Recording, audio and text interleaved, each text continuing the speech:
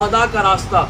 कोई भी ऐसा बंदा जिस पर अल्लाह तबारक व तआला ने दुनिया के अंदर अपनी मार्फत, अपनी मोहब्बत, अपनी इताअत का इनाम किया है, उसके रास्ते पर चलना सीधा रास्ता ही होता है। और इसी को क्या कहते हैं? सिरात मुस्तकीम कहते हैं। मेरे जाना है सदर और मुझे यहाँ का रास्ता नहीं पता।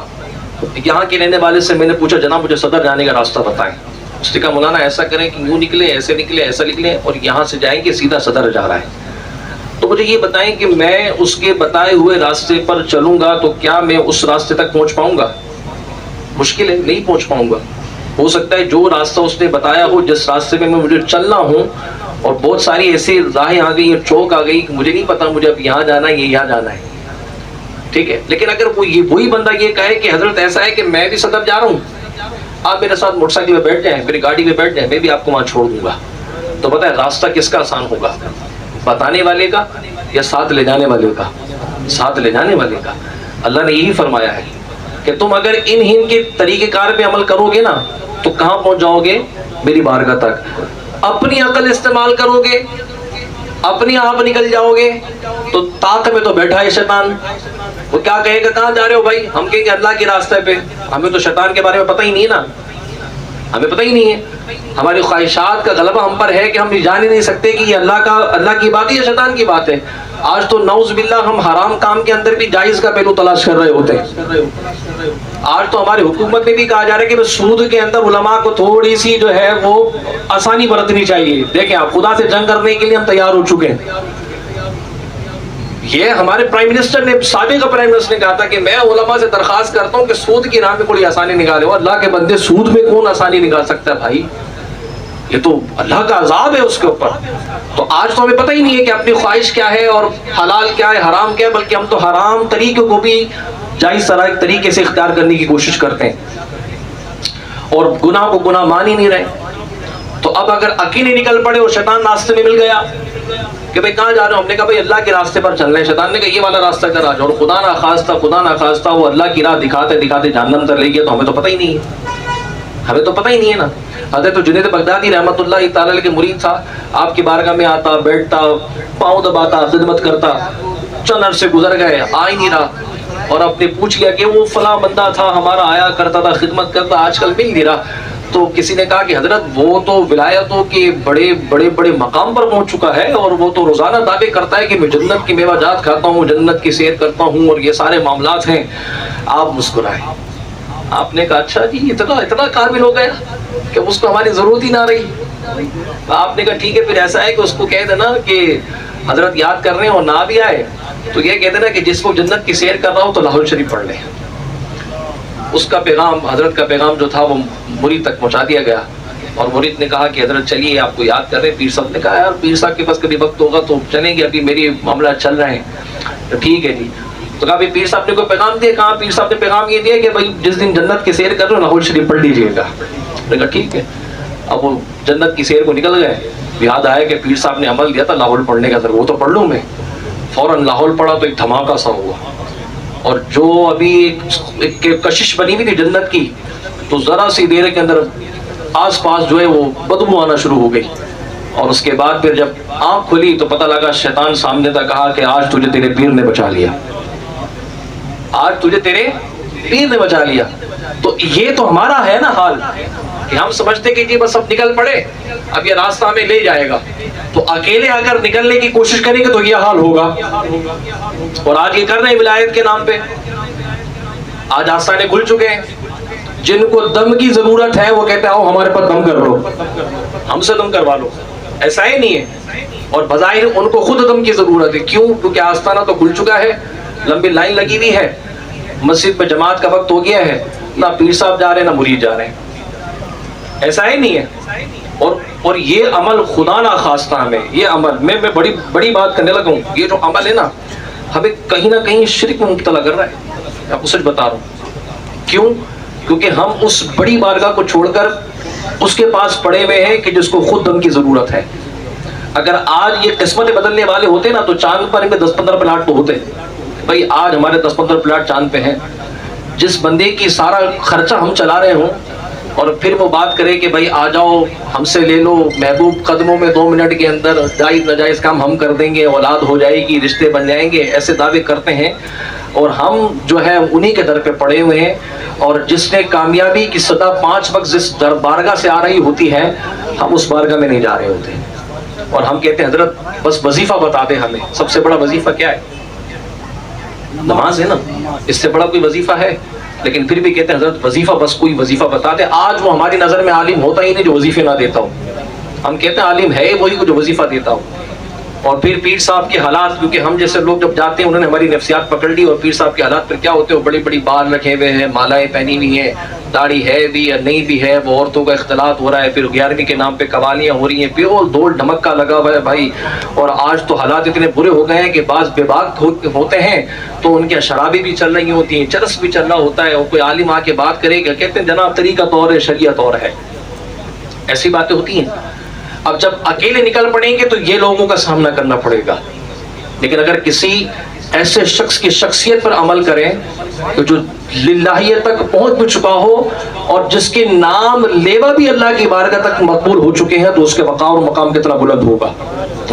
حضور غوث پاک رضی اللہ تعالی عنہ، یہ شخصیت تعریف کی تعارف کی محتاج نہیں ہے. میں ان کی شخصیت کی تعریف اور مقام مرتبہ بیان کر ہی نہیں سکتا. تیری سرکار میں لاتا ہے رضا اس کو شفیع، جو تیرا غوث ہے اور لاڈلا بیٹا تیرا، قسمیں دے دے کے کھلاتا ہے پلاتا ہے تجھے، پیارا اللہ تیرا چاہنے والا تیرا. اتنا مقام مرتبہ ہم اس شخصیت کی تعریف تو کر ہی نہیں سکتے ہیں. حضور غوث اعظم رضی اللہ تعالی عنہ. آپ دیکھیں حضور غوث پاک کی 2 شخصیت کے پہلو ہیں. ایک کیا تھا؟ عبد القادر، یہ تھا نا، ماں کی والدین نے نام رکھا تھا، یہ آپ کی شخصیت کا ایک پہلو ہے. اور دوسرا پہلو کیا ہے؟ غوث اعظم. یہ ہے جہاں پر آپ نے مردوں کو زندہ کیا، جہاں پر آپ نے ہاتھ لگایا تو مریضوں کو شفا کر دے دی، مادرزاد اندھے آئے شفا مل گئی، کھانا کھایا مرغی کی ہڈیاں سامنے ہاتھ مارا، قم باذن اللہ کا، اللہ کے حکم سے زندہ کر دیا. یہ مقام کیا ہے؟ مقام غوثیت. اور یہ مقام کیا ہے؟ عبد القادر. ہم پتہ ہے کیا دیکھ رہے ہوتے ہیں؟ یہ دیکھ رہے ہوتے ہیں کہ بھئی یہ بتائیے ہمیں. ہم نے غوث اعظم کو کرامتیں والے بابا سمجھ لیا ہے کہ جہاں غوث پاک کی محفل ہوگی وہاں تو یہ 10 کرامتیں سنائی جائیں گی، اور جو مولوی صاحب نے تقریر کے اندر غوث پاک کی کرامت نہیں سنائی مزہ نہیں آیا بیان. آپ کو کرامت سنانی تھی، والی کرامت تو سنائیے جس میں آپ نے 12 سال کی ڈوبی ہوئی کشتی کو تیرا دیا تھا. اگرچہ علماء نے اس بارے میں کلام کیا لیکن اعلیٰ حضرت نے کہا ہے کہ ٹھیک ہے، رام معروف ہے تو بھی ٹھیک ہے. یہ بڑی شوق سے سنتے ہیں ہم. حضرت نے مردے زندہ کیے، اللہ اکبر. میں آگے سناؤں آپ 10-12 لوگ نعرہ لگانا شروع کر دیں گے، نعرہ غوثیہ نعرہ غوثیہ چیخنا شروع کر دیں گے، نعرے لگائیں گے، ہے نا. یہ شخصیت کا دوسرا پہلو ہے. پہلے پر غور کریں آپ کہ عبد القادر سے لے کر غوث اعظم تک کا سفر طے کیسے کیا ہے.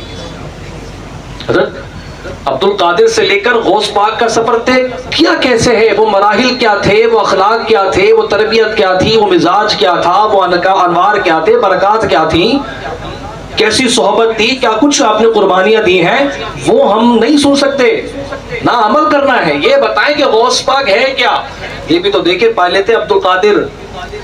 اور ماں نے وہ راستہ آپ کی والدہ نے طے کروایا، اور ذرا سی بات تھی صرف کہ عبد القادر جھوٹ نہیں بھی کیا بولنا، اور یہی وہ راستہ تھا کہ جو آپ نے ایسا مضبوطی سے تھاما کہ اللہ نے آپ کو مقام غوثیت سے عطا فرما دیا. ہم کہتے ہیں بھائی قادری ملنگ ہے ہم، تو جناب قادری ہوں. اچھا جی میرا بیٹا بھی قادری ہے، اچھا ابا بھی قادری ہے، بھائی ماشاءاللہ ہم تو قادریوں کا گھرانہ ہے. اور 11ویں تو مطلب ایسی 11ویں کرتے ہیں کہ پورے خاندان میں بابا ہو جاتی ہے بھائی. اچھا جی ٹھیک ہے. لیکن اب جس کے گھر میں بابا ہو رہی ہے نا محفل 11ویں کی، لیکن اس بندے نے اپنی 11ویں کی محفل میں اپنے سگے بھائی کو دعوت نہیں دی. ایسا ہے نہیں ہے بھائی، کیوں نہیں یار میرے بھائی سے نہیں بنتی. اور پورے خاندان کو دعوت ہے، پورے محلے کو دعوت ہے، لیکن سگا بھائی محفل میں نہیں آ رہا. اچھا جی محفل آج بھائی 11ویں کی محفل ہے، پورا خاندان ہے، لیکن بہن کو نہیں بلانا، چچا کو نہیں بلانا، ماموں کو نہیں بلانا. نہیں وہاں دعوت نہیں دینی. بچے بھی نہیں ان کو دعوت نہیں دیں گے بھائی ہم، بس ہم نے اپنی محفل کر لی. وہ سارا خاندان کھا کے جا رہا ہے، وہ سگے بھائی کے گھر میں صرف کھانے کے لالے پڑے رہے. اور 11ویں کا لنگر سب نے کھایا لیکن بھائی کو نہیں بلایا. میرے غوث پاک رضی اللہ تعالیٰ، یہ تو حقوق العباد کا معاملہ تھا نا. اب سنیے غوث اعظم کا اخلاق کردار کیا تھا.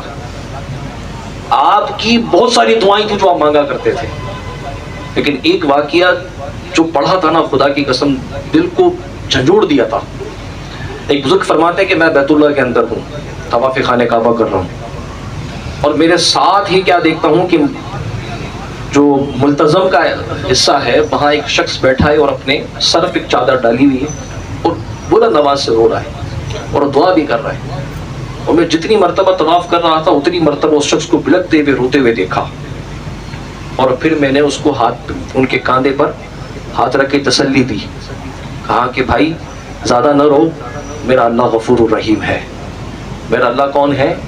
غفور الرحیم ہے. کہتے کہ میری اس بات سے اس رونے والے شخص کو تسلی ہوئی. وہ خاموش ہوئے، چادر ہٹائی، اور جب میں نے ان کا چہرہ دیکھا تو میں مطلب وجد میں آ گیا کہ وہ دعا کرنے والا کوئی اور نہیں، وقت کا بہت بڑا غوث تھا. اور دعا بتائی کیا تھی کہ یا اللہ مجھے حقوق العباد ادا کرنے کی توفیق عطا فرما. یہ کون کہہ رہے ہیں؟ حضور غوث پاک. اور کہاں دعا کر رہے ہیں؟ بیت اللہ کے اندر. اور کس طرح کر رہے ہیں؟ رو رو کی دعا کر رہے ہیں کہ مالک مجھے حقوق العباد ادا کرنے کی توفیق عطا فرما. یہ کون کہہ رہا ہے؟ یہ غوث اعظم رضی اللہ تعالیٰ عنہ کہہ رہے ہیں. اور آج ہم عمرے پہ جاتے ہیں، حج پہ جاتے ہیں اور رشتہ داروں سے مل کے بھی نہیں جاتے. اگر بھائی سے لڑائی ہے تو نہیں مل کے جائیں گے، نہیں میں نے اس سے بات نہیں کرنی، میں اس سے ملی نہ. اللہ کے گھر جا رہے ہو اور یہ دعا کرو گے کہ اللہ تم مجھ سے راضی ہو جاؤ، اور پیچھے جو اس کے مخلوق کو ناراض کر کے جا رہے ہو، تو ایسے حج عمروں کا فائدہ بتائیے مجھے؟ ایسے سفر کو کوئی فائدہ ہے؟ اللہ فرماتا ہے کہ اگر تم میری مخلوق کے ہو جاؤ تو میں تمہارا ہو جاؤں گا. اب ولایت آج تک بڑے لوگ ہیں کہ بھائی ہمیں ولی بننا ہے، ہمیں یہ ملنا ہے، ہمیں وہ کرنا ہے. بڑا لوگ آتے ہیں نا، کوئی وظیفہ بتا دیں، کوئی کچھ کر دیں، کوئی کچھ کر دیں. بعض لوگ دیوانے ہوتے ہیں اور نکل پڑتے ہیں. حضور غوث اعظم نے ولایت پتہ کیسے تھی جی؟ پہلے تو یاد رکھیے، جس وقت حضور غوث اعظم اللہ کی معرفت اور سلوک کی راہ میں چلے تھے نا، تو وہ 40 سال کا عرصہ تھا جس میں حضور غوث اعظم نے بے نامی اختیار کی. اتنی بے نامی اختیار کی، اتنی بے نامی کہ لوگ فقیر سمجھ کے جھولی میں کھانا ڈال جایا کرتے تھے. کس کے کھانا؟ حضور غوث اعظم کے. اتنی بے نامی تھی، قریب سے گزرتے تھے لوگ کپڑا دے دیا کرتے تھے. یہ کس وقت کی بات ہے؟ کہ جس وقت آپ رب کی معرفت کو حاصل کرنے کے لیے نکل پڑے تھے. یہ اس وقت کی بات ہے. اور اتنی عبادتیں کر رہے ہیں. اور عبادت کا حال پتہ ہے کیا تھا آپ کا؟ کہ عشاء کی وضو سے فجر کی نماز آپ پڑھ رہے ہیں. یہ آپ کی عبادت کا معاملہ تھا کہ عشاء کے وضو سے فجر کی نماز. اور بے نامی اتنی عبادت کے باوجود بھی بے نامی اتنی مشقت کے بعد بھی بے نامی اتنی کہ لوگ فقیر سمجھ رہے ہیں، محتاج سمجھ رہے ہیں، مسکین سمجھ رہے ہیں. کوئی کھانا دے رہا ہے، کوئی جھولی کے اندر کپڑا ڈال کے جا رہا ہے. اور عبادت کا حال کیا تھا کہ اللہ کی راہ میں اتنا سخت مجاہدات کہ آپ کہتے 6 ماہ گزر جاتے تھے، نہ کھاتا تھا نہ پیتا تھا. مجھے غیب سے ندا آتی، عبد القادر تجھے میری قسم، میرا اللہ مجھے میری اپنی قسم یاد فرمایا کرتا تھا تو میں کھایا کرتا تھا. مجھے کہتا عبد القادر تجھے میری قسم ہے پی لے، تو تب میں پیا کرتا تھا. تو اس لیے تو اعلیٰ حضرت نے لکھا کہ قسمیں دے دے کے کھلاتا ہے پلاتا ہے تجھے، پیارا اللہ تیرا چاہنے والا تیرا. کتنی مجاہدات کی بات تھی. اور آج ہم قادری ہیں. ابھی وہ قادروں کا حال یہ ہے کہ ذرا مسجد میں 10 روپے دے دیتے تو ہمارا کانر نیچے نہیں آتا. امام پر بھی ہماری چلنی چاہیے، مؤذن پہ بھی چلنی چاہیے، خادم پر بھی چلنی چاہیے، کیونکہ ہم مسجد میں چندہ دے رہے ہیں. ٹھیک ہے؟ ایسا ہی نہیں ہے. خیرات اگر ہم نے کرنی ہے، زکوٰۃ بانٹنی ہے، تو الگ سے نام، ٹائٹل، محلے میں پہچان ملنی چاہیے. اور اگر کسی بچی کی شادی کر دی ہو پھر تو بالکل الگ سے بالکل جو ہماری برادری ہے اس میں الگ سے جگہ ہونی چاہیے. بھائی یہ سیٹ صاحب ہے. اور زکوٰۃ بانٹنی ہوتی ہے تو پھر تو لائن لگانی ہے، سیٹ صاحب نے آنا ہے، لوگوں کو دھکم پہلی کرنی ہے، 1000 کا نوٹ دینا ہے، 10-12 تصویریں کھنچوا کے ان کی جو ہے بے حسی کرنی ہے، غریب کی غربت کا مذاق بنوانا ہے. اگر کسی کا علاج کر دیا تو کروا دیا تو اس کے بارے میں لکھوانا ہے. یہ قادریوں کا حال ہے. اور وہاں حضور غوث اعظم کا حال کیا تھا کہ اتنی عبادت کرنے کے باوجود بھی بے نامی رہی اور بھوکے رہے، پیاسے رہے. اور یہاں چند سجدے ہم کیا کر لیتے، ہم تو کہتے لیجیے اب تو جنت کے مالک ہم بن چکے ہیں، اب مرتے ہی جنت مل جائے گی ہمیں. مسجد میں پنکھا لگا دیں تو بس اسی کے نیچے بیٹھنا ہے، کسی اور کے نیچے نہیں بیٹھنا، کیونکہ یہ پنکھا میں نے لگوایا ہے. کسی مدرسے میں پانی کا کولر دے دے تو اسی سے پانی جا جا کے پینا بھی ہے، پلوانا بھی ہے دوستوں کو، بھائی یہ میں نے لگوایا ہے۔ اور یہاں حضور غوث اعظم کی عبادت کا حال کیا تھا؟ بے نامی، بالکل بے نامی رہی۔ 40 سال تک آپ کا یہ حال تھا۔ بغداد کے جنگلات میں آپ نے اتنی مجاہدات اللہ کے کیے ہیں۔ آپ فرماتے ہیں کہ کبھی کبھی کھانے کو کچھ نہیں ہوتا تو پتے ہی کھا لیا کرتا تھا۔ آج ہمارے قادریوں کا حال یہ ہے کہ گھر کے اندر اگر بچوں کی امی ذرا سا نمک تیز کرتے، موڈ بگڑا ہو، تو پھر تو ہماری زبان سے وہ باتیں نکلتی ہیں کہ اللہ اکبر، بچوں کی امی کی تو پورا خاندان کو کھنگال دیتے ہیں ہم تو۔ پھر مزاج کے خلاف گھر میں کوئی کام ہو جائے، پھر دیکھیے قادری صاحب کا حال، اللہ معاف کرے، گھر والے کہتے ہیں شیطان کا منہ کھل گیا، ایسا ہی نہیں ہے۔ اور پھر ہم کیا کہتے ہیں زمانے بھر کو کہ ہم قادری ہیں۔ ہم تو اللہ کے ولی سے، فلاں پیر صاحب سے محبت کرتے ہیں۔ یہ جھوٹے دعوے کرنا بند کر دیں، ہم کہیں ایسا ہو کہ مرنے کے بعد پھنس جائیں گے۔ اور جن کے نام پہ ہم لوگوں کو کہتے ہیں نا کہ لوگوں کو معاملات اپنا نام کا سکہ لوگوں پہ بٹھانے کی کوشش کرتے ہیں کہ قیامت بھی کو بوجھ بنا کے، طاق بنا کے پھنسا دیا جائے۔ بڑی ذمہ داری کی بات ہے۔ میرے غوث اعظم نے فرمایا نا کہ میرا مرید بغیر توبہ کے نہیں مرے گا، تو مرید والا حال بھی تو ہو، مرید والا حال بھی تو ہو نا ہمارا۔ حضور غوث اعظم فرماتے ہیں کہ میرے جو مرید ہے اس کو میں داخل جنت میں لے کے جاؤں گا، تو مرید بھی تو بنے نا۔ میں تو کہہ رہا ہوں کہ میں مرید ہوں، اگر انہوں نے کہا کہ تو میرا مرید نہیں، یہ بھی بات سوچی ہم نے۔ ہم کہتے ہیں ہم تو غوث پاک کے مرید ہیں، کبھی یہ سوچا کہ مرنے کے بعد غوث اعظم نے اگر کہا کہ تو میرا مرید ہے ہی نہیں، تیرا کام ہی ایسے نہیں تھے میرے مریدوں والے، تو پھر کیا فائدہ؟ پھر ہم کہہ سکیں کہ حضرت کرم کر دیں۔ آپ نے کہا کیسے کروں؟ اللہ کی مخلوق کو ناراض کر کے آیا ہے، لوگوں کا مال دبا کے آیا ہے، قرضے اتارے نہیں ہیں، دل دکھا کے آیا ہے، بھائی سے مل کے نہیں آیا، بہن سے معافی نہیں مانگی ہے، بہن کی وراثت میں، اپنے باپ کی وراثت میں بہنوں کو حصہ نہیں دیا، پھر کہتا قادری۔ ہاں جی، باپ کی وراثت تو دبا کے بیٹھ گئے اور بہن کو دیا نہیں۔ وہ کہہ رہی ہے بھائی دے دے، میں پریشان ہوں، بیٹی کی شادی کرنی ہے، لیکن نہ بابا نہیں دینی، ابا میرے نام کر کے گئے، جبکہ ابا خود چلے گئے، ابا کو پتہ ہی نہیں تھا کہ میرے بعد بچے کریں گے کیا۔ پھر ایسے میں بتائیے، پھر جب تو اللہ کی مخلوق سے دشمنی لے رہے ہیں تو پھر غوث کیا کریں گے ہمارا؟ اور یہاں غوث پاک کا حال کیا تھا؟ اللہ اللہ، آپ کہتے ہیں کہ اللہ مجھے حقوق العباد ادا کرنے کی توفیق عطا فرما۔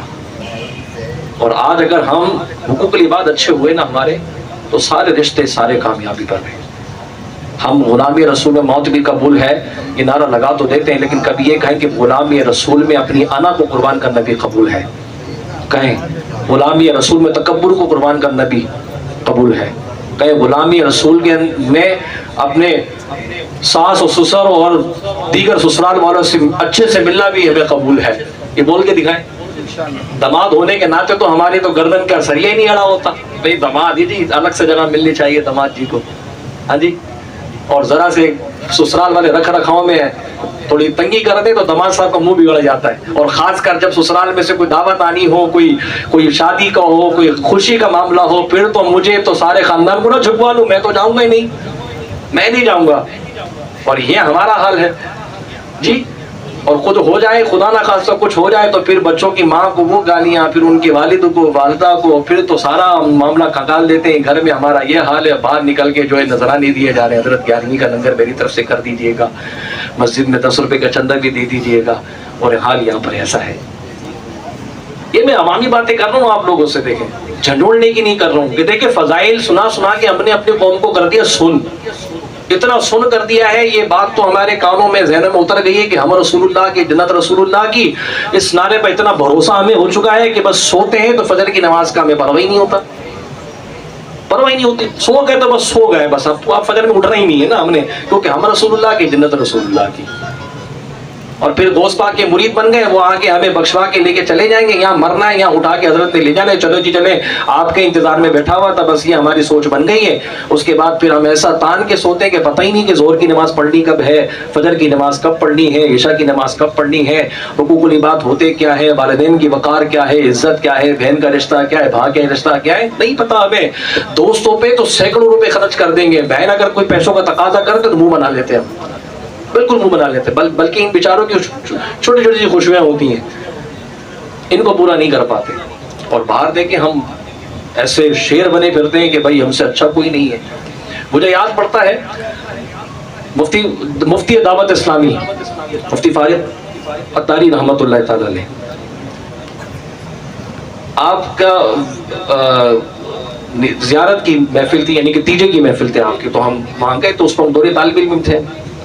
تو حضرت صاحب نے ایک واقعہ سنایا تھا کہ آپ کے گھر والے جو ہے حضرت کے مفتی صاحب کے گھر والے ان کا جھوٹا استعمال کرتے تھے، اور حضرت صاحب نے کہا کہ یہ اللہ کا ولی ہے، اور اللہ کے ولی پر دلیل یہ دی کہ ان کے گھر والے اگر یہ پانی پیتے تھے کسی گلاس میں چھوڑ دیا کرتے تو گھر والے ان کا جھوٹا پی لیا کرتے، اور کوئی کھانا کھایا تو گھر والے دسترخوان سے ان کا جھوٹا کھا لیا کرتے تھے. حسین فرمایا کہ جس کے گھر میں اتنا وقار ہو تو وہ اللہ کا ولی ہی ہو سکتا ہے. اور میں اور آپ سوچ لیں، وہ اصل قادری تھے، تبھی تو جب قبر مبارک کھلی تو ایسا لاشا سلامت، امامہ سلامت، خوشبوئیں آ رہی ہیں. ہاں جی، یہ قادری تھے، یہ تھے غلامی رسول میں موت بھی قبول ہے. اور ہمارا کیا حل ہے جناب بتائیے؟ غوث پاک کی کرامت والے بابا ہم نے سمجھ لیا، اس کے بعد تو غوث پاک کی شخصیت پہ عمل نہیں کرنا، نہ ان کی سیرت کو دیکھنا ہے، نہ ان کے اخلاق کو دیکھنا ہے. حضور غوث اعظم رضی اللہ تعالی عنہ نے جس وقت اپنا مدرسہ قائم کیا، بغداد کے اور اطراف کے شہر کے رہنے والے تمام یتیم آپ کی کفالت میں تھے، تمام یتیموں کی آپ کفالت کرتے تھے. اور جس وقت آپ کا وصال ہوا تھا، لوگ جنازے میں کہہ رہے تھے کہ آج یتیموں کا باپ انتقال کر گیا، یتیموں کا باپ چلا گیا. تو یہ حضور غوث اعظم کا حل تھا. اور ہمارے پڑوس کے اندر ہم اچھے اچھے کھانے پکا رہے ہوتے ہیں. آج تو سوشل میڈیا کا زمانہ ہے، ذرا سے گھر میں اچھا کھانا کیا بنا، تصویر کھینچی واٹس ایپ پہ لگا دی. ہاں جی، ذرا سے دوستوں کے ساتھ ریسٹورنٹ پہ کیا چلے گا، تصویر کھینچی واٹس ایپ پہ لگا دی. دو چار کھانے کیا کھا لیے، تصویر کھینچی اسٹیٹس پہ لگا دیا. آپ کے اسٹیٹس پہ ہو سکتا ہے وہ بھی ہو کہ جس کو یہ میسر بھی نہ ہو، کیا پتا جس نے عرصے سے کھایا بھی نہ ہو. ضروری نہیں جس کے پاس موبائل ہے، نیٹ پیکج ہے اور وہ کافی اچھا رہا ہو. بزرگوں نے لکھا ہے کہ آپ کے کھانے کی پکائے کی خوشبو اگر آپ کے پڑوس میں جا رہی ہے تو اس کھانے پر پڑوسی کا بھی حق ہے. یہ بزرگوں نے لکھا ہے. اور پہلے آپ نے دیکھا ہوگا کہ یہ ہمارے جو بڑے بزرگ بیٹھے ہیں اس بات کی میری تصدیق کریں گے کہ گھر میں اگر کچھ بنتا تھا نا تو پڑوس پہ خوشی خوشی بھیجا کرتے تھے کہ بھائی دے کے آؤ، فلاں گھر پہ دے کے آؤ، فلاں گھر پہ. اللہ ایک بندے کی کمائی میں اتنی برکت دے دیا کرتا تھا، کیوں من صاف ہوتا تھا، دل و ذہن صاف ہوتا تھا. آج تو بھائی آتا ہے تو بھائی کا منہ دیکھ کے منہ بنا، ایک ہی دسترخوان پہ بھائی بیٹھے ہوتے لیکن بات نہیں کر رہے ہوتے. ایک کا رخ یہاں ہوتا ہے، ایک کا یہاں ہوتا ہے. ماں کا کلیجہ کٹ رہا ہے کہ میں اپنے بچوں کو منہ پھیرتا ہوا دیکھ رہی ہوں. اس طرح سے حالات ہم نے کر دیے ہیں.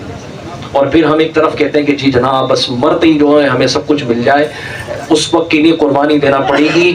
جنت کی تمنا تو ہے لیکن جنت جناب ایسے نہیں ملتی ہے.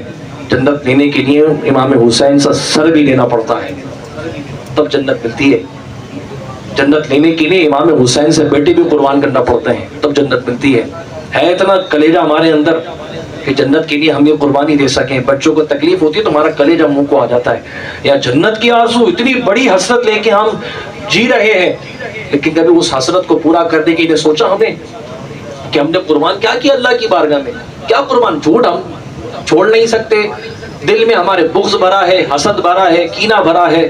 مسلمان کے مال پہ ہم نے نظر جما کے بیٹھے ہیں. ہم حیا ہمارے اندر نہیں، نگاہوں میں حیا نہیں. گھر کی دہلیز سے باہر نکلتے تو نگاہیں ہماری بے باک ہو جاتی ہیں، ہماری زبان بے باک ہو جاتی ہے. اپنے دوست کا نام لینا ہمیں پتہ نہیں ہے، اس کو چڑھا رہے ہوتے ہیں، اس کو گالیاں دے رہے ہوتے ہیں، اس کا تمسخر اڑا رہے ہوتے ہیں، اس کا دل دکھا رہے ہوتے ہیں. کبھی پانی پھینکنا، کبھی کچھ کرنا.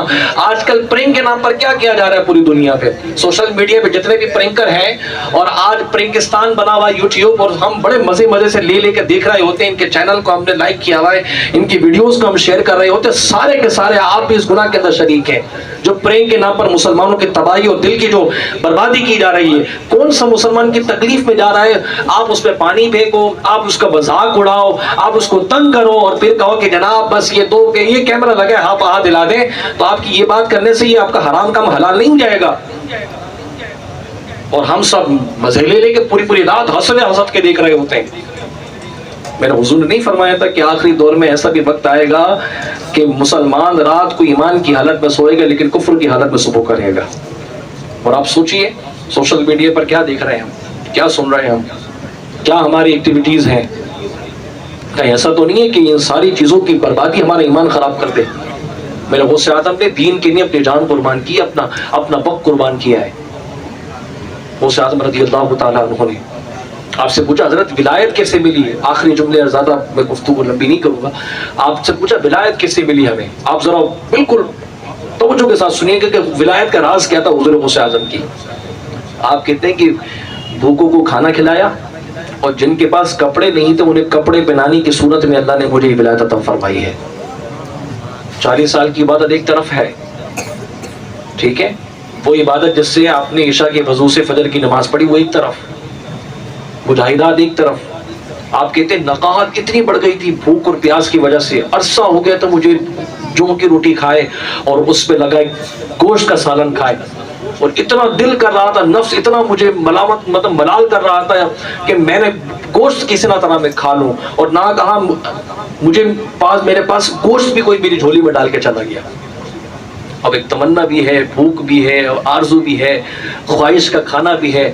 آپ کہتے جیسے میں نے گوشت کی بوٹی توڑی اور اپنے منہ کے قریب لے کے آیا اسی وقت بوٹی بولنا شروع ہو گئی. عبد القادر دیکھا نا، ہار گیا نا تو میرے آگے، ہاں بالآخر میں تیرے منہ میں جا رہی ہوں، میں جیت گئی.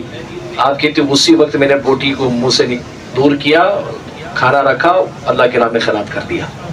ہمارے اندر اتنا جگرا ہے، بھوک بھی لگی ہو، پسند کا کھانا بھی ہو، اور پھر یہ کہہ سکیں اللہ کی راہ میں خیرات کر دیں. کیا خبر کسی کی بھوک مجھ سے زیادہ ہے. ہاں جی، پیاس بھی لگی ہو، پھر کہیں اللہ کی راہ میں ہم کسی کو پانی قربان کر دیں. ارے یہاں تو ہم روزے ہی نہیں رکھتے، گٹکے کی عادت اتنی لت لگی ہے، کہتے ہیں حضرت روزے نہیں رکھے جاتے، گرمی بہت ہے. یہ گرمی کا بہانہ نہیں بناؤ، یہ جو زبان کو چسکا لگا ہے نا نشے کا، یہ تمہیں روزہ رکھنے نہیں دیتا. فرض روزہ، نفل تو چھوڑ دیجیے، فرض روزہ نہیں رکھتے. آج تو اللہ معاف کرے، خود رمضان میں دن کے اوقات بھی سارے ریسٹورنٹس کھلے ہوتے ہیں، بریانی والے. ہمیں اب بچپن میں یاد ہے دودھ اور دہی بھی نہیں ملتا تھا، دکانیں بند ہوتی تھی، دودھ دہی بھی دوپہر کو نہیں ملتا تھا، بلکہ پولیس والے جو ہوتے تھے وہ کھڑے ہوتے تھے کہ کسی کا دکان کھل رہی. مجھے یاد ہے بچپن میں ہم نے دیکھا ہے، یہ بڑے بزرگ اس بات کو جانتے ہوں گے. اور آپ ذرا مارکیٹ تو نکل جائیں، سب کھلا ہوتا ہے بھائی، پردے ڈال کے سارے کھارے ہوتے، لگتا ہے کہ رمضان ہے ہی نہیں. اور پھر ہم نے 11ویں کی محفل بھی رج دس کی ہے، خاندان والوں کو دعوتیں بھی دی ہیں، خود بھی 11ویں کی محفل میں گئے ہیں. اور پھر ہم کہتے ہیں کہ حضرت ہم قادری ہیں. میں آپ کی 11ویں کی محفل سے نہیں روک رہا کہ اللہ نہ کرے آپ سمجھو کہ محفل نہیں کرنی، آپ کریں، لیکن تقاضے بھی پورے کریں. جس وقت آپ 11ویں کی محفل میں بیٹھ کے اور حضور غوث اعظم کے نام کا لنگر کھا رہے ہوتے نا، تو اس وقت سوچ بھی لیا کریں کہ اس لوارے کا لقمے کا حق میں ادا کر رہا ہوں یا نہیں، یا آئندہ کروں گا یا نہیں. اگر دل نہ کرتے تو چھوڑ دینا، نہیں کھانا. میں سچ بتا رہا ہوں آپ کو. اور دل کہے کہ ہاں یار کسی ایک بات پہ عمل تو کر ہی لوں گا، اس پاک کے صدقے کی کسی ایک بات پہ کر ہی لوں گا عمل، تو پھر ٹھیک ہے، پھر آپ کھائیں. کیا خبر یہی کھانا اللہ تعالیٰ من بدل دے، دل کے اندر نور پیدا کر دے. لیکن بشرط یہ ہے کہ نیتیں ہم نے کرنی ہوں گی، اپنے اخلاق اور کردار کو دیکھنا ہوگا، اپنے انداز کو بدلنا ہوگا، زبان کو ستھرا، ذہن کو پاکیزہ کرنا ہوگا، اخلاق کو ستھرا کرے. گھر میں رہے نا اچھا، ہم دوستوں پہ لٹاتے ہیں، گھر والوں کو فقیر بنا کے رکھا ہے. یہ دوست بھی کب تک کام آئیں گے آپ کو؟ جب تک 10 روپے کی ہری لالی ان کو جیب میں نظر آنی نہیں، آپ کے پیچھے میں ڈلاتے رہیں گے. اور جہاں یہ نکل گئے، جیب خالی ہو گئے، پھر تو یہ ایسے غائب ہوں گے جیسے گدھے پہ سے وہ سنگ نکال کے لے کے چلا گیا، پھر آپ کو نہیں دیکھیں گے. یہ دوستی تب تک ہے، لیکن کون آپ کے کام آئے گا؟ آپ کے گھر والے، آپ کے اعزا، اقربا، ماں باپ، والدین کو ستانے والا ایک الگ سلسلہ بنا ہوا ہے. وہ ایک الگ دنیا میں نوجوان جو ہے وہ مگن ہے. اور پھر یہاں پر ہم کہہ رہے ہیں کہ جی ہم رسول اللہ کے غلام ہیں، یہاں ہم قادری بھی ہیں، اور ماں کو جو ہے ہم ترسا رہے ہوتے ہیں. اب بیچاری ہائی بلڈ پریشر کی مریضہ ہے، شوگر کی مریضہ ہے. بیٹیوں کو پتا ہے کہ ماں کی دوائی کب ہے، باپ کی دوائی کا وقت کب ہے، ہمیں نہیں پتا بیٹوں کو. ہماری دنیا ہی الگ ہی ٹون کے اندر ہماری زندگی چل رہی ہے. گھر میں آتے ہی اپنا ایک کونا، ایک بسترا وہاں ہم نے لے لیا ہے، اس کے بعد ساری رات ہم ہوتے ہیں، ہمارا موبائل ہوتا ہے، لگے رہتے ہیں. نہ یہ پتا کہ والد صاحب کو کھانسی ہو رہی ہے، پانی دینا ہے، والدہ کے پاس جا کے خدمت کر کے آ جائیں، والد صاحب تھکے آ رہے ہیں، کوئی پاؤں دبا دیں، کوئی بیٹھ جائے، بات کر لیں، رشتہ ختم ہو چکا ہے. دادا اپنی کوٹھلی کے اندر پڑے ہیں، اب والد اپنے کمرے میں پڑے ہیں، والدہ اپنی، اور ہماری دنیا بالکل الگ ہے. سارے جہاں سے کٹے ہوئے ہیں، منہ کے اندر گٹکا بھرا ہے، ساری رات چپر چل رہا ہے، موبائل ہاتھ میں ہے، گھر والوں کی پرواہ نہیں ہے. باپ کھانس رہا ہے، پتہ ہی نہیں کیوں کھانسی ہو رہی ہے. بیٹیاں جا رہی ہیں پانی دینے، ابو کو پیاس لگ رہی ہے، دوائی دینے کے لیے جا رہی ہیں، کوئی کچھ کر رہے ہیں، ہمیں پتہ ہی نہیں ہے. ہم رات کو 3 بجے تو گھر میں گھستے ہیں، جو والد ہائی بلڈ پریشر کے مریض ہیں ان کو جلدی سنانے کے بجائے ہم 3 بجے تک جاگ رہے ہوتا ہے. وہ آپ کیوں جاگ رہے, سو جاتے ہیں. ارے بھائی کلیجہ ان کا منہ کو ہوتا ہے جب تک آپ گھر میں نہیں آتے, کیونکہ حالات اچھے نہیں ہیں. کوئی بھی مار کے چلا جائے, لوٹ کے چلے جائے, ماں باپ اسی کشمکش میں رہتے ہیں, اور آپ پھر کہتے ہیں کہ آپ سو جاؤ میں ٹھیک ہوں. بعض تو فون بھی نہیں اٹھاتے, ابو کا فون نمبر دے کر سائلنٹ پہ لگا دیا. بعضوں نے تو بلاک بھی کیا اپنے والد کو, پتہ نہیں کیوں. کہتے ہیں ہم نے اپنے ابو بہت چڑچڑ کرتے ہیں. کبھی آپ نے ان سے پوچھا کہ ابو آپ اتنا غصہ کیوں کرتے ہیں؟ کبھی اس غصے کی وجہ پوچھی؟ بیٹھ جائیں, پوچھے کبھی آپ ابو آپ کا مزاج اتنا سخت کیوں؟ وہ بتائیں گے آپ کو کہ تجھے پالنے میں جو سختیاں میں نے جھیلی ہیں نا زمانے بھر کی, ان سختیوں نے میرا مزاج سخت کر دیا ہے, تاکہ میں جو دیکھتا ہوں کہ فلاں کے بچے کے ساتھ ایسا ہوا کل کو میرے بچے کے ساتھ نہ ہو جائے, اور میں ڈرتا ہوں, اس لیے میرا مزاج سخت ہے. زمانے بھر کی آندھی ہے جو اپنے سینے پر ماں باپ نے لی ہے نا, اور خاص کر والد نے خون جلا کے 2 روٹی کمائی اور آپ کو دی, عزت کا دیا, عزت کا کھلایا, عزت کا پہنایا, اس وجہ سے اس سختی نے والد کے مزاج کو سخت کر دیا ہے. اور ہم یہ کہہ رہے ہیں کہ ابو پتہ نہیں کیوں سارا دن چر کرتے رہتے ہیں. کبھی پوچھو تو ان سے بیٹھ کے کہ اس کی وجہ کیا ہے, وہ بتائیں گے بیٹا مجھے تجھ سے نفرت نہیں ہے, بس ڈرتا ہوں کہ کہیں زمانے کی گندی ہوا تجھے نہ لگ جائے, گندی ہوا تجھے نہ اپنے ساتھ لے جائے, کچھ تجھے نقصان نہ پہنچا دے. اور ہم اپنی جوانی کے مگن میں لگے ہوئے. اور یہاں غوث اعظم کا کردار کیا تھا؟ اللہ اللہ, والدہ کے اتنے فرما بردار. ماں نے کہا بیٹا جھوٹ نہیں بولنا, ساری زندگی لگا دی غوث پاک نے, جھوٹ نہیں بولا. بچپن کے عالم میں ہی اللہ تعالیٰ نے آپ کو ایسا وقار عطا کیا کہ جھوٹ نہ بولنے کی عادت ہی کی وجہ سے جو 7 لٹیرے تھے وہ سارے اللہ کے ولی بن گئے. یہ بڑا مشہور واقعہ ہے نا, تفصیل میں نہیں جاتا میں. آج ہم سب چاہتے ہیں کہ ہمارے بچے اچھے ہوں, لیکن ہم بچوں کی اچھی تربیت کرنے کو تیار نہیں ہیں. غوث پاک کے والد اچھے تھے, والدہ اچھی تھیں, تو اولاد بھی اچھی ہوئی. ہم اچھے ہیں نہیں, کہتے بھائی بچہ اچھا ہو جائے. اور آخری بات کے جملے یہ ہے کہ ہماری تربیت بچوں کی جو ہے پہلے اللہ اللہ کی لوریاں کرتی تھی, بزرگوں کا پیار کرتا تھا. بچہ روتا تھا تو ماں کو اٹھا کے ماں لوریاں دے رہی ہیں, دادا بھی لوریاں دلا رہے ہیں, بھائی اللہ اللہ کی اللہ ہو کی صدائیں لگ رہی ہیں. ایسے کیا ہوتا تھا, بچے کا دل جو ہے شروع سے اللہ کی ذکر سننے کا عادی ہوتا, دل اس کا نرم پڑ جاتا تھا. آج ذرا کر کے دکھائیں آپ. یہاں بچہ رویا, ماں اپنے دھندے پہ, باپ اپنے دھندے پہ, والد موبائل لگایا, لیجیے لگا کے دے دے, بچہ پڑھائے. اور موبائل بچوں کو دکھا کے ایسا عادی بنا دیا ہم نے, ایسا عادی بنا دیا بچوں کو موبائل کا کہ بچے موبائل ہی میں لگے ہیں. میں بھی چند دنوں پہلے ایک دوست کے گھر گیا, مجھے بڑا تھوڑا ماحول والا بنا ہے تو میں بتا رہا ہوں واقعہ. بچہ اس کا بولنے لگا تو آپ یقین کریں مجھے اس کے گھر میں جو ہے فیملی میں سے کوئی کہہ رہا تھا وہ کتے کی آواز نکال کے وہ ڈوگی کیسے بولتا ہے. بچے سے ہم کہہ رہے کہ ڈوگی کی آواز دکھا, وہ ڈوگی کی آواز نکال کے بچہ دے رہا ہے. بلی کیسے بولتی ہے, بچہ بلی کی آواز نکال رہا ہے. اللہ اللہ, کاش کہ ہم بچے کو یہ کہتے بیٹا اللہ ہو کی صدا کیسے لگتی ہے, لا الہ الا اللہ کیسے بولا جاتا ہے, بیٹا ابل کلمہ کیا ہے. ہم کتے بلی کی آوازیں تو بچوں کو سکھا رہے ہیں, موٹے پتلو نے تو بچوں کی جو ہے وہ ذہن کو باندھ کے رکھ دیا ہے. ہاں جی, طوطا بچوں کو سارا, یہاں بچہ رو ہے وہاں طوطا لگا کے دے دیا, بچہ طوطا دیکھے جا رہا ہے. تو مدنی چینل کے کارٹون کس لیے بنایا گیا؟ غلام رسول کا کریکٹر ہے وہ, اسی لیے تو بنایا کہ بھائی کم سے کم اس کو سکھا کے بچوں کو دکھا کے آپ کچھ بنائیں. لیکن نہیں, سوال ہی پیدا نہیں ہوتا. موبائل ہے بھی تو اس میں بچوں کو ہم نے جانور ہی بنانا, انسان نہیں بنانا, معذرت کے ساتھ. اور یہاں غوث اعظم رضی اللہ تعالیٰ عنہ کا والدہ کا کردار کیا تھا؟ 18 پاروں کی حافظہ تھی, ماں کے پیٹ سے 18 پارے حافظ بن کے نکلے. ہاں جی, یہ آپ کی کرامت تھی نا. سائنس پتہ ہے کیا کہتی ہے؟ ریسرچ کی گئی کہ یہودیوں کے بچے اتنے شارپنیس کیسے ہوتے ہیں, اتنے ذہین کیسے ہوتے ہیں. ہر معیار میں سے یہودی, ہر معیار میں یہودی. آپ کی 73% جو ہے پرسنٹیج جو اکانومی ہے آپ کے ورلڈ کی, یہ جوئش کے ہاتھ میں, یہودیوں کے ہاتھ میں. آپ چاہو تو گوگل کر لینا, آج کل بچے گوگل بابا پہ بڑا بھروسہ کرتے ہیں. مولوی کی بات بھی, علماء کی بات بھی نہیں, وہ گوگل پہ, بھائی گوگل نے تو یہ کہا ہے. بہرحال آپ گوگل کر لینا, آپ کو پتا لگ جائے کہ 73% جو ہے وہ آپ کی اکانومی کی جو ہے وہ جوئش کے ہاتھ میں ہے. اتنی بڑی مٹھی بھر لوگ ہیں یہودی جو ہے, مٹھی بھر ہیں, لیکن پوری دنیا کو کنٹرول کیسے کیا؟ یہ اتنے ذہین ہوتے کیسے؟ تو پتہ لگا کہ جب ان کی جو خاتون حاملہ ہوتی ہے تو یہ اپنی حاملہ خاتون سے گھریلو کام کاج نہیں لیتے, وہ دیگر کام کرتی ہے. دیگر کام کیا؟ عربی سیکھتی ہے, انگلش سیکھتی ہے, ہیبرو جو ان کی عبرانی زبان جو قومی زبان ہے ان کی وہ سیکھتی ہے. پھر وہ میتھ سیکھتی ہے, میتھ کے جو سوالات ہوتے ہیں وہ حل کرتی ہے. وہ جغرافی, وہ ہسٹری, وہ سارے یہ کام سیکھتی ہے. اور سائنس یہ کہتی ہے کہ دوران حمل جو ماں کام کرے گی بچے کے اندر وہ اثرات پیدا ہوں گے. اسی لیے جوئش کے جو بچے ہوتے ہیں یہودیوں کے, وہ بڑا شارپنیس اور دماغ کے تیز جو ہے وہ پیدا ہوتے ہیں. یہ کیا کہتی ہے؟ سائنس کہتی ہے. آج کی اور غوث اعظم رضی اللہ تعالیٰ عنہ نے بھی پریکٹیکل تو آج سے 700-800 سال پہلے کر کے دکھایا تھا. سائنس تو بھی کہہ رہی ہے. غوث پاک تو ماں کو پارے سن کے والدہ جو 18 پاروں کے حافظ تھی, آپ ماں کے پیٹ سے 18 پاروں کے حافظ بن کے نکلے تھے. ہاں جی, یہ غوث پاک نے کر کے دکھایا. آج ہمارا بچہ سائنس پہ بڑا بھروسہ کرتا ہے, وہ اسے آج دین و دنیا کی تعلیم میں سائنس پہ الگ سانچے میں ڈال دیا ہے, تو آج وہ عقلی جو ہے وہ گھوڑے دوڑاتا ہے, جو کہ مذہبی حلقوں کا طبقہ زیادہ میں بعد میں تفصیل میں گیا نہیں, پھر ایک الگ موضوع ہے. لیکن آج سائنس پہ زیادہ بھروسہ ہے. مولانا صاحب سائنس کی بات کریں, اور سائنس کی کیا بات کریں, اللہ رسول کی بات کریں. آج ہمیں تانا دیا جاتا ہے کہ مولوی صاحب ابھی بھی پائنچوں پہ اٹھ گئے ہوئے, نمازوں میں کہہ رہے تھے بھائی پائنچ سیدھے کر لو. یہ مولوی صاحب جو ہے دنیا چاند میں جا رہی ہے اور یہ پائنچوں پہ اٹھ گئے ہوئے. تو بھائی اللہ نے مرنے کے بعد یہ نہیں پوچھنے کہ چاند پہ گئے ہو یا نہیں گئے ہو, نماز ٹھیک ہے یا نہیں, یہ اللہ نے پوچھنا ہے. تو ہم نماز کے جو ضروری ہے وہی سکھائیں گے, نہیں چاند پہ جانا سکھائیں گے. اور چاند پہ جا کے بھی کرا کیا, چاند پہ جا کے کیا کرا. پاکستان کے بہت بڑے مفتی صاحب تھے, محدث اعظم مولانا سردار احمد قادری رحمۃ اللہ تعالی علیہ, آپ بڑا پیارا نقطہ بیان کرتے ہیں. کہتے ہیں بھائی چاند پہ کیا ہے, خاک ہے, اور چاند کس کا بنا ہے, خاک کا بنا ہے. اور ہم کس کے بنے, خاک کے بنے. زمین کس کی ہے, خاک کی ہے. اب ذرا غور کیجئے کہ جو چاند کر رہے ہوتے ہیں نا, ذرا ان کے لیے ہے. کہتے ہیں خاک کا بندہ خاک سے گیا اور خاک پر پہنچا اور خاک ہی لے کے آیا, تو خاک کمال کیا.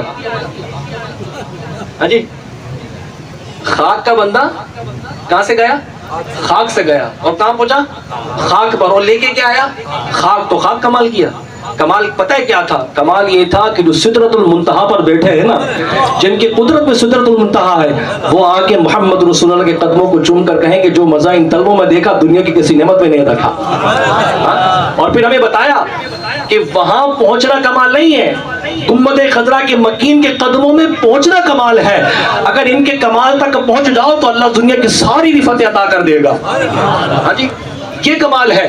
لیکن ہمارے بچے کہتے نہیں کہ سائنس کی بات کریں, آج ناسا کی بات کریں, آج ان تمام پروجیکٹرز کی بات کریں, آج جو ہے جدید ٹیکنالوجی کی بات کریں. جناب یہ اپنی جگہ ٹھیک ہے, ہم اس کو مانتے بھی ہیں, ساری سہولت کار صحیح ہیں, ٹھیک ہے. لیکن یہ بتاؤ حضور کے غلام کتنے ہو, حقوق العباد کتنا ادا کرتے ہو, ماں باپ کو کتنا راضی کیا ہے, گھر کے اندر کتنے آپ نے ماحول بنا کے رکھا ہے, بہن کی آپ کتنی قدر کرتے ہیں, بچوں کی تربیت کے لیے آپ نے کیا ذمہ داری ادا کی ہے. آج ختم نبوت کے معاملے میں آپ کے بچوں کو ورگلایا جا رہا ہے. آج جو ہے ہم جنس پرستی کے قانون کو جو ہے لاگو کرنے کی کوششیں کی جا رہی ہیں. آج خدا سے بغاوت اور جنگ کرنے کی باتیں ہو رہی ہیں, اور آپ خواب خرگوش کے مزے لے کے چاند پر پہنچنے کی باتیں کر رہے ہیں. آج ایلون مسک کی کہانی بڑے بچے پڑھتے ہیں کہ بھائی وہ مارس پہ جا رہے ہیں. اس گدھے کو کوئی بتائے کہ بھائی مارس پہ پہلے بعد میں جا, پہلے یہ دیکھ کہ جو کتنے غریب ملک ہیں جہاں پر لوگوں کو پانی نہیں ملتا ہے, اور انسانیت کو بچانے کے بجائے یہ مارس پہ انسان کو بچانے کی کوششیں کر رہا ہے. وجہ کیا ہے, دولت ہے لیکن تہذیب نہیں ہے, ایمان نہیں ہے. اور یہاں عثمان غنی کے پاس دولت تھی تو ساری کے ساری لوٹا دی. مدینے آئے تو پانی نہیں تھا, کہا لاؤ بتاؤ کنواں کدھر خرید کے مسلمانوں کے لیے وقف کر دیتا ہوں. کیسی دولت دی تھی. اور یہاں اس کے بعد دولت تو ہے لیکن مارس پہ جانے کی کوشش کر رہا ہے, اس جگہ پر جہاں پر کوئی وجود ہی نہیں ہے. اور جو اللہ نے انسان کے لیے بنایا اس کو تباہ اور برباد کر رہے ہیں. اسلحے کی فیکٹریاں ان لوگوں نے بنائی, مسلمان دہشت گرد. ہاں جی, کس کے پاس اسلحے کی فیکٹری کس کے پاس ہے, کون اسلحہ بنا رہے ہیں دنیا کے اندر, مسلمان بنا رہے ہیں. اور کہتے تو مسلمان دہشت گرد ہے, مسلمان انسانیت کے قتل کرتا ہے. اسلحہ تم بناؤ, چلاؤ تم, مارو تم, بم تم نے مارے چلائے تم نے ہیں. مسلمانوں کے بچوں کو جو ہے تم نے تباہ و برباد کر دیا, ان کی ہواؤں کے اندر زہر تم نے ملایا, اور آج تم انسانیت کے ٹھیکیدار بن گئے ہو. اور کہ تو ہم یونائٹڈ نیشن کی ممبر ہے. کس بات کی یونائٹڈ نیشن تم چلا رہے ہو, تمہیں مسلمان نظر نہیں آتے. اسرائیل کے اندر مرنے والی 19 سالہ بچی نظر نہیں آتی جس کو گولیوں سے بھون دیا گیا. تو اس 19 سالہ بچی نے کیا بگاڑا تھا ان یہودی بدبختوں کا, کیا بگاڑا تھا بتائیں مجھے. آپ نے وہ ویڈیو دیکھی, ابھی بھی مجھے اس ویڈیو کا منظر دیکھ کر رونا آ رہا ہے. اور پھر کہتے ہو کہ مسلمان دہشت گرد ہے, کمپنیاں تمہاری, اسلحہ تمہارا, اور چلا بھی تم مسلمانوں پہ رہے ہو. 20 سال افغانستان میں تم نے کیا کیا, خاک چھانی ہے. 13 لاکھ جو ہے اخوانی کو تم نے تباہ و برباد کر دیا. اور پھر کہتے ہو مسلمان دہشت گرد ہے. شام کو شام اجاڑ کے تم نے رکھ دیا ہے, لیبیا تم نے برباد کر کے رکھ دیا ہے. پھر کہتے ہو مسلمان دہشت گرد ہے. 9/11 کا جو تم نے ایک سانچہ بنا کے رکھا اور مسلمانوں کو بدنام کرنے کی کوشش کی. دونوں افغانستان کے طالبان کو اس بات کا دعویٰ جو تم پہ کر رہے ہیں کہ اگر ہم نے 9/11 کرایا ہے تو دکھاؤ سارے کاغذات, دکھاؤ ثبوت.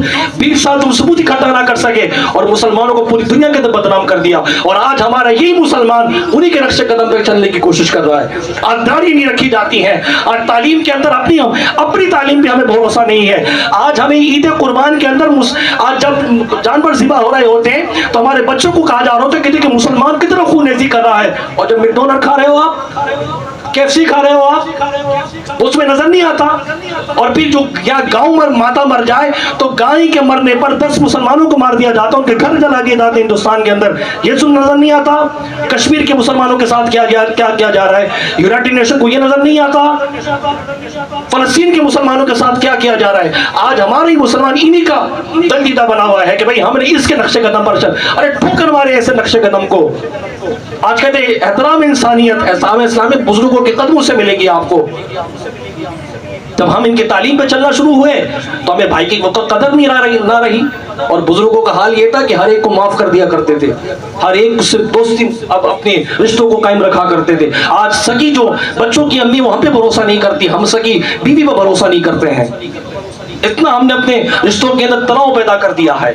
और फिर कहते जनाब हम गुलाम ये रसूल में मौत भी कबूल है, और हम जो है वो भी हम कादरी भी हैं। ऐसे कादरियों को कोई फायदा नहीं है जनाब। अखलाकियात की तरफ आ जाए आप, बुजुर्गों से आज़म की सीरत को देखिए। 11वें शरीफ की महफिल है, कुछ बातें हो सकते हैं सख्त मेरे जुमले निकल चुके, लेकिन मादरत के साथ अखलाक की तरफ गौर कर लें। अब आप बहुत काबे खरगोश के मजे ले लिए, जबान को ठीक करें, बच्चों के आगे गाली मत दें, और खुदारा एक बात पे अमल कर लें बस। अपने अगर खानदान को बनाना चाहते हैं ना, एक बात पे अमल कर लें, अपने भाई से आपकी चाहे जितनी लड़ाई हो लेकिन उसकी बुराई अपने बच्चों के आगे मत करें। ये बात पे अमल करेंगे, जितनी अगर आपके बच्चे बोले भी ना कि ताया अब्बू चचा, आप फौरन जबान को लगाम डालें, बोलो भाई चुप, वो मेरा भाई है, तो होता कौन है, हमारी औलाद है, खामोश रहे, मेरा भाई है मैं जानूं, मेरी बहन है मैं जानूं, तुम्हें बोलने का हक नहीं है, उसी वक्त जबान पकड़ लें अपने बच्चों की। लेकिन आज हम बच्चों को आगे कर रहे, खुद पीछे हो जाते हैं। भाई के आगे औलादों को कर दिया हमने, वो हिस्सेदार नहीं, हिस्से मांग रहे हैं, भाई दादा की प्रॉपर्टी से हमें हिस्सा दो। क्यों, बाप नहीं है आपका, वो खुद बात करेगा अपने भाई से। लेकिन हमने अपने बच्चों को इतना बेबाक बना दिया है कि वो हमारी भी नहीं सुनते और अपने भाई और रिश्तेदारों की भी नहीं सुनते। कम से कम अपने बड़ों के झगड़े अपने बड़ों में रखें, और कभी बच्चों की अम्मी से कुछ तनाव हो भी जाए, बच्चों के आगे मत लड़ें। उनको ऐसा दिखाएं कि रिश्ता होता क्या है। बंद कमरे में बड़े लड़ाई कर लें, लेकिन उनके आगे ना करें। ये अगर ये 2-4 बातें हमने घर के अंदर अच्छी कर ली ना, हमारा घर बिल्कुल सुधर जाएगा। तो बहरहाल वक्त तवील हो गया, बहरहाल अर्ज ये करनी थी कि बुर्दबार लोग हैं, ऐसे लोग ज़रा कम ही सुनने को मिलते हैं, कुछ बातें होती हैं, अर्ज कर देता हूँ। हज़रत ने भी बड़ी जिम्मेदारी के साथ मुझे बिठाया था। अल्लाह ताला से बस ये दुआ है कि अल्लाह ताला हमें अखलाक और किरदार को अच्छा करने की तौफीक दे।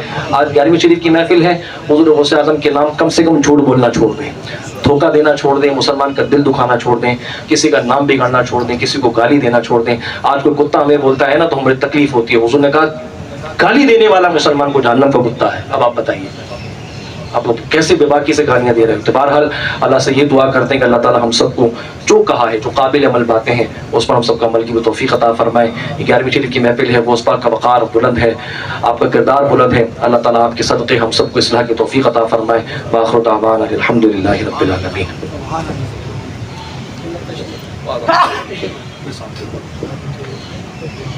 अल्हम्दुलिल्लाह सुम्मा अल्हम्दुलिल्लाह। इंतहाई रूहानी और इरफानी बयान क़िबला अल्लामा आदिल साहब फरमा रहे थे, और इंशाअल्लाह मन